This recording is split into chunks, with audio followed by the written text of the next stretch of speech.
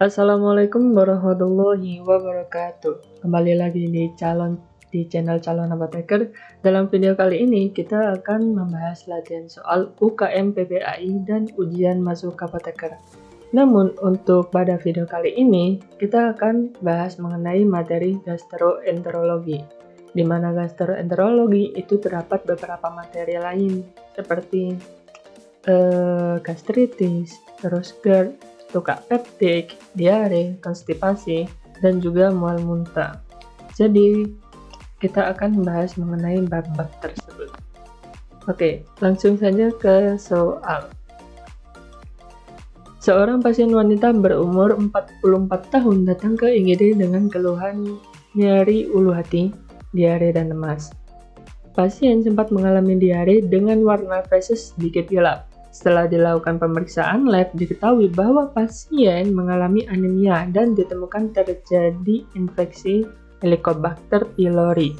Regimen terapi apakah yang digunakan pada kasus ini? A. Amoxicillin plus clarithromycin plus pantoprazol. B. Amoxicillin plus cefalexin plus cimetidine. C. Amoxicillin plus clarithromycin plus antasida. D. Tetracycline plus pantoprazol plus amoxicillin. Atau E. Erythromycin plus amoxicillin plus omeprazole. Jadi dalam soal pertama, yaitu ada seorang wanita itu datang ke IGD dan terinfeksi Helicobacter pylori, di mana dalam Helicobacter pylori itu terdapat dua regimen utama.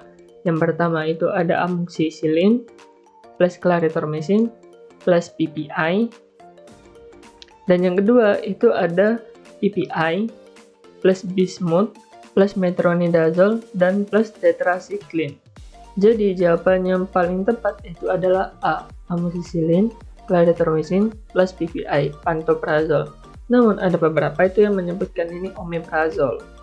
Tapi nggak apa-apa sih, sama-sama golongan PPI. Jawaban A. Amoxicillin plus clarithromycin plus pantoprazole. Untuk tukar peptid yang disebabkan oleh infeksi Helicobacter pylori, terdapat dua regimen. Yang pertama amoxicillin, clarito, dan pantoprazole. Namun pantoprazole ini seharusnya PPI.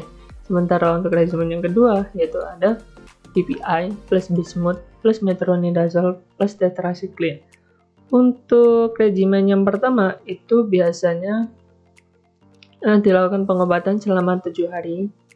Dan untuk regimen yang kedua, yang pantoprazole, bismuth, metronidazole, dan tetracycline, itu pengobatannya 7 sampai 14 hari. Kayak gitu. Oke, lanjut ke soal nomor 2. Seorang pasien wanita usia kehamilan 12 minggu mengalami gejala GERD ringan. Sebelumnya pasien sudah menggunakan antasida, tetapi gejalanya masih terasa. Obat apakah yang dapat dipilih untuk pasien? A. Ranitidin, B. Antasida, C. Omeprazole, D. Pyridoxine, atau E. Sulcrafat. Jadi ada seorang wanita hamil itu sedang mengalami GERD ringan dan sudah menggunakan antasida namun tidak memiliki efek apapun. Jadi kemudian terapi apakah selanjutnya yang selain antasida? Untuk terapi GERD, itu first line yang harus digunakan harusnya golongan PPI. Akan tetapi, ini adalah kasus wanita hamil dan juga GERD-nya itu ringan. Jadi kita menggunakan H2 blocker aja. Golongan H2 blocker yaitu ranitidin. Jadi jawabannya A. Untuk gejala GERD ringan sampai sedang, terapi awal yang diberikan yaitu antasida atau antagonis reseptor H2 atau ranitidin. Nah, di mana keamanan ranitidin itu pada ibu hamil itu B. Namun, terdapat beberapa kasus itu PPI itu juga dapat diberikan untuk ibu hamil, di mana pemberian PPI itu harus mempertimbangkan pertimbangan klinis terlebih dahulu, pemeriksaan lab, dan juga lain-lain. Dan juga atas izin dokter. Kayak gitu. Jadi, kalau yang paling aman yaitu pemilihan antagonis reseptor H2 kayak gitu. Lanjut ke soal nomor 3. Seorang pasien wanita pergi ke puskesmas. Dia menderita penyakit tukak dan diberi obat sebagai berikut. ranitidin, antasida, vitamin B6, amoksisilin, dan vitamin B12. Manakah dari obat tersebut yang dapat menyebabkan kejang perut? A. Ranitidin, B. Antasida, C. Vitamin B6, D. Amoksisilin, atau E. Vitamin B12. Oke, jadi ada seorang wanita pergi ke puskesmas mengalami penyakit tukak peptik dan diberikan beberapa obat.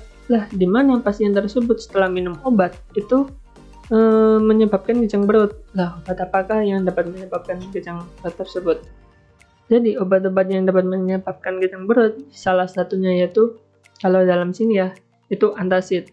Lah, dalam beberapa kasus, antacid itu dapat menyebabkan diare ataupun sembelit, perut kembung, dan juga nyeri pada bagian perut.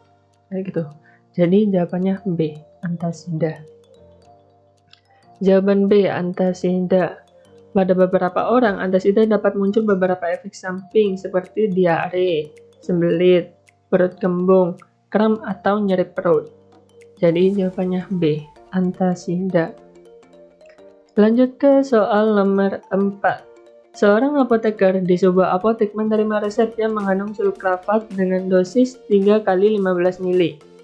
Kapankah waktu yang dapat menggunakan obat tersebut? A. Saat perut kosong, B. Saat makan, D. Segera setelah makan, D. Suapan pertama makan, atau E. Tidak berpengaruh makanan. Jadi di sini kita disuruh kapan waktu yang tepat untuk mengonsumsi sulkrafat. Jadi sulkrafat itu harus diminum pada perut kosong. Lah, kenapa waktu perut kosong? Lah, sulkrafat itu sebuah agen di mana agen tersebut itu harus diaktifkan di pH yang asam.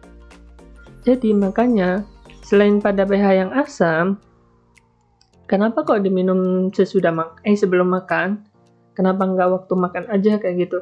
Lah, dimana kalau waktu makan itu takutnya si sulkrafat tersebut itu nanti akan berikatan dengan protein dan juga fosfat yang terdapat pada makanan. Makanya sulkrafat itu diminum sebelum makan atau perut kosong. Lah, dalam beberapa kasus itu ada pengobatan sulkrafat, kemudian ada antacid atau ranitidin atau omeprazol. Lah, dimana kalau sulkrafat digandingkan dengan obat tersebut itu cara minum sulkrafat itu 1 jam sebelum makan itu minum sulkrafat, kemudian baru setengah jam sebelum makannya itu baru bisa diberikan antasida, ranitidin, dan juga omeprazol kayak gitu. Jadi yang paling penting sulkrafat itu diminum terlebih dahulu sebelum minum obat berikutnya, obat penurun asam berikutnya. Begitu. Sulkrafat diminum saat lambung kondisi asam. Konsumsi sulkrafat pada lambung tidak asam dapat mengurangi efektivitasnya kayak gitu. Makanya sulkrafat kalau diminum dengan obat lambung yang lainnya itu diminumnya sebelum, karena kalau sesudah itu pH lambung kan sudah menjadi normal tuh. Lah, ketika pH normal itu tidak dapat mengurangi efektivitas dari sulkrafat karena sulkrafat itu aktifnya pada pH asam atau di bawah 4. Kayak gitu. Oke, lanjut ke soal nomor 5. Nyonya Meli datang ke apotek dengan keluhan nyeri ulu hati dan merasa tidak nyaman pada perut bagian atas. Diketahui bahwa pasien mengonsumsi asetosal yang diresepkan oleh dokter. Beliau menderita penyakit jantung sehingga harus mengonsumsi asetosal. Terapi apakah yang disarankan apoteker terkait kasus ini? A. Telanjapin, B. Cimetidine, C. Esomeprazol, D. Rabamipid, atau E. Nizatidine. Oke, jadi seorang pasien itu mengalami nyeri hati. Lah, nyeri ulu hati itu diakibatkan pengkonsumsian asetosal atau golongan NSAID. Di mana golongan NSAID itu efek samping yang non-selektif itu dapat menyebabkan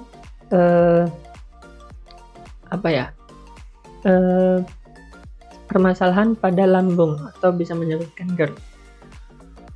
Karena mengonsumsi NSAID itu akan mengurangi prostaglandin pada bagian lambung sehingga dapat menyebabkan GERD.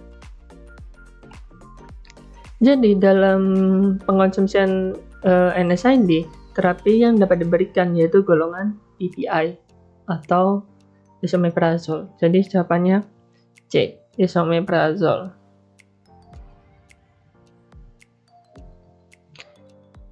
Pada kasus ini, pasien kemungkinan mengalami tukak pektik. Pada kasus tukak pektik, di mana pasien harus mengonsumsi acetosal, maka terapi yang dapat disarankan yaitu NSAID pemberian PPI.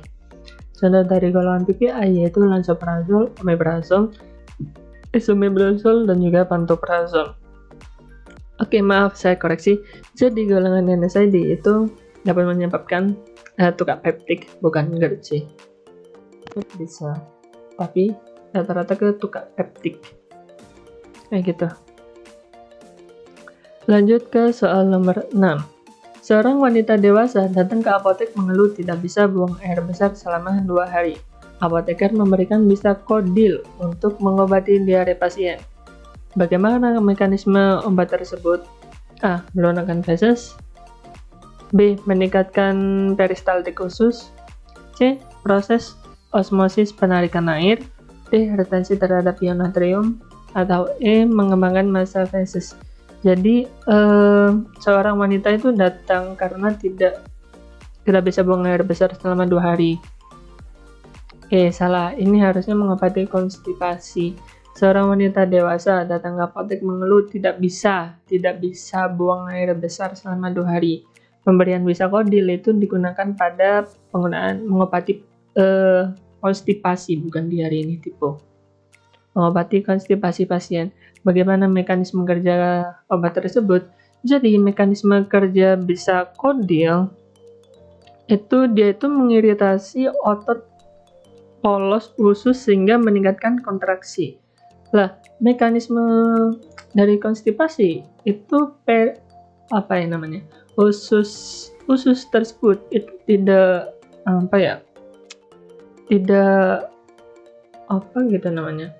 mortalitas ususnya itu berkurang.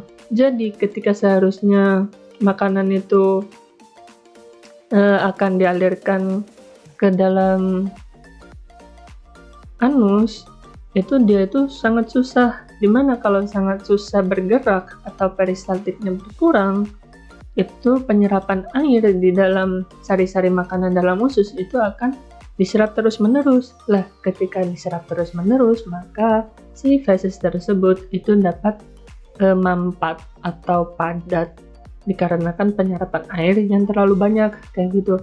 Lah, Bisakodil itu memperbaiki si peristaltik usus tersebut. Jadi si usus tersebut itu dapat menggerakkan si makanan-makanan tersebut menuju ke anus supaya bisa berjalan, kurang lebihnya kayak gitu. Jadi jawabannya B, peningkatan peristaltik usus. Bisakodil mekanisme kerja meningkatkan peristaltik usus. Lanjut ke soal nomor 7. Seorang anak berumur 5 bulan mengalami diare dengan kondisi feses tidak memiliki bercak darah dan nanah. Selain diberikan oralit, pasien juga diberikan sirup besi. Bagaimana dosis selama penggunaan sirup tersebut? A. 10 mg setiap 4 kali sehari selama 5 hari. B. 20 mg setiap 2-4 kali sehari selama 10 hari. C. 10 mg setiap buang air besar selama 14 hari. D. 20 mg 1 kali sehari selama 10 hari. Atau E. 10 mg 1 kali sehari selama 10 hari. Oke, jadi dalam terapi zinc itu tergantung usia ya. Kalau usianya itu di bawah 6 bulan, itu pemberian zincnya itu 10 mg 1 kali sehari itu selama 10 hari. Sementara kalau lebih dari 6 bulan, itu pemberiannya 20 mg 1 kali sehari selama 10 hari. Dalam kasus ini itu anak berusia 5 bulan. Jadi pemberian terapi zinc yang paling tepat yaitu E, 10 mg 1 kali sehari selama 10 hari. Pemberian terapi zinc itu selama 10 hari. Kemudian untuk anak di bawah 6 bulan itu diberikan 10 mg, sementara kalau di atas 6 bulan itu diberikan 20 mg 1 kali sehari. Jadi jawabannya E. Lanjut ke soal nomor 8. Seorang wanita berusia 20 tahun datang ke IGD dengan keluhan nyeri perut bagian tengah, mual, kembung, dan begah. Sebelum datang ke IGD, pasien mengonsumsi makanan pedas dan asam. Setelah diperiksa, dokter mendiagnosis bahwa pasien mengalami gastritis. Pasien beberapa hari sebelumnya telah mengonsumsi tablet antasida, namun tidak kunjung membaik. Terapi obat apakah yang dipilih untuk kondisi ini? A. Misoprostol, B. Telanzapin, C. Sulcrafat, D. Antasida, atau E. Ranitidin. Oke, jadi ada seorang wanita itu mengeluh bagian perut bagian tengahnya itu nyeri dan dia diagnosis itu mengalami gastritis. Namun pasien tersebut itu sudah mengonsumsi antasida. Nah, tetapi antasida itu nggak kunjung membaik. Jadi terapi apakah yang dipilih? Jadi untuk gastritis, first line yang digunakan yang pertama itu antasida. Karena gastritis, tujuan utama dari gastritis itu menurunkan pH yang terdapat di lambung. Makanya kalau pH-nya tinggi itu cukup diberikan antasida saja, kayak gitu. Namun apabila dalam kondisi ini itu antasida kan tidak kunjung membaik, maka second line yang dapat digunakan yaitu kita menurunkan sekresi asam lambungnya aja, kayak gitu. Jadi kita pemberian si antagonis reseptor H2. Jadi jawabannya C. Ranitidin.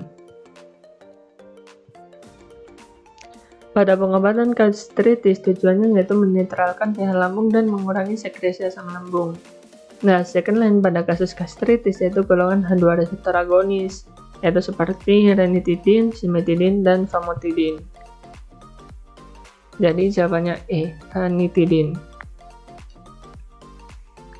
Lanjut ke soal nomor 9.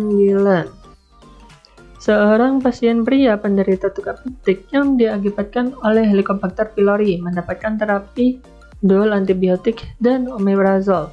Dokter berencana menambahkan obat yang dapat digunakan untuk mempercepat penyembuhan luka serta mencegah erosi mukosa lambung akibat asam. Obat apakah yang dimaksud? A. Antasida, B. Misoprostol, C. Omeprazol, D. Sulcrafat, E. Ranitidin. Jadi dalam pasien ini, itu pasien mengalami tukak peptik yang disebabkan oleh Helicobacter pylori. Nah, di mana dokter itu merencanakan pemberian obat tambahan. Lah, obat tambahannya itu untuk mempercepat penyembuhan luka serta mencegah erosi mukosa lambung akibat asam. Jadi, obat-obat yang dapat menyebabkan yang memiliki efek atau mekanisme kerja sebagai pencegah erosi atau mempercepat penyembuhan luka, enggak sih? Mencegah erosi mukosa lambung atau sebagai pelindung lambung itu golongan sulcrafat. Bukan golongan sulcrafat sih, sulcrafat itu obatnya. Untuk golongannya apa ya? Lupa. Mukoprotektor. Ya, mukoprotektor. Dimana kalau mukoprotektor itu ada salah satunya yaitu sulcrafat. Ada natrium alginat kalau nggak salah. Kalau nggak natrium alginat, kalium alginat itu termasuk golongan mukoprotektor juga.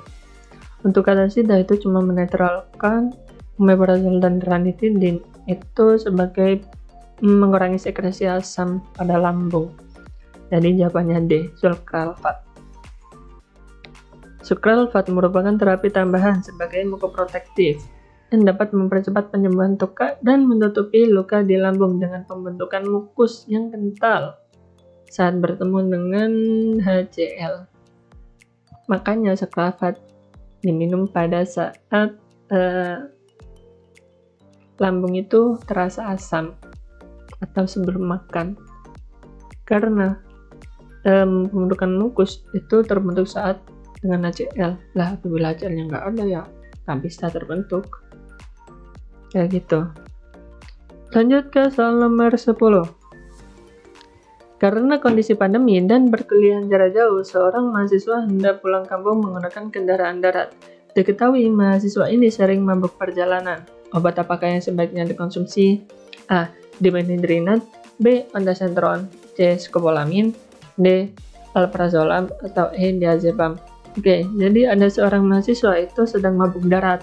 mabuk perjalanan. Lah, mabuk perjalanan itu obatnya apa? Kayak gitu. Jadi dalam